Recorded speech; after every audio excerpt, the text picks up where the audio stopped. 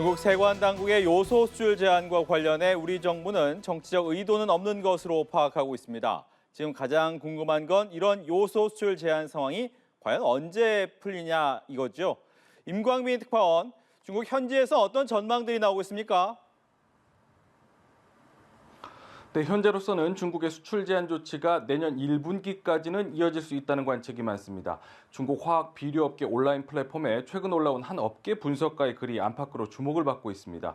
이 분석가는 지난달 24일 회의에서 주요 요소 비축 무역기업 15곳이 내년 수출 총량 94만 4천 톤을 초과하지 않는다는 데 동의를 했고, 또 요소 수출 자율 제한 협의를 체결했다고 말했습니다. 특히 2024년 1분기까지 수출을 불허한다는 소문이 있다며 현재 일부 항구에서는 수출 증빙 서류를 갖고도 수출할 수 없는 상황이 발생하고 있다고 전했습니다. 이 내용이 사실이라면 중국의 요소수 수출길은 내년 1분기까지 막히는 데다 수출 물량도 크게 줄어들 것이 우려되는 상황입니다. 중국 정부는 이런 상황에 대해서 정치적 이유가 전혀 없다는 점을 되풀이하고 있습니다.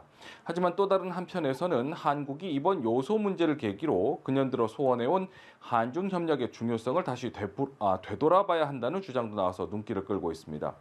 중국 싱크탱크 국제문제연구원 소속의 한 연구원은 관영 매체 환구15 기고문을 통해서 2년 전 요소수 사태 당시 한국의 요청을 받은 중국이 요소를 긴급 배정했던 사례를 언급하면서 이번에도 우호적인 협상을 통해서 한국의 우려를 해소할 수 있다고 주장을 했습니다. 그러면서도 정치적 이유는 없지만 전 세계적 진영 대결과 무관하지 않다는 분석도 곁들였는데요. 요소 수출 제한의 정치적 의도는 없다면서도 이번 사태를 은근히 정치적으로 이용하려는 움직임도 엿볼 수 있는 대목이라고 할 수 있을 것 같습니다.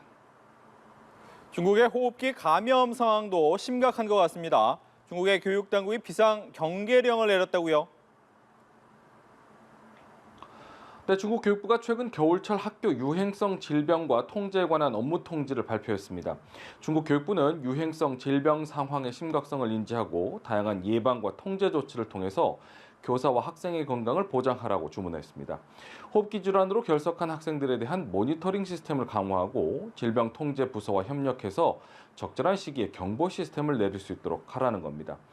수업 시간에 개인 위생 교육을 강화하고 또 아픈 학생들은 충분한 휴식을 취한 뒤 등교할 수 있도록 하는 한편 마스크와 해열제 등 관련 물자를 충분히 비축하라고도 당부했습니다.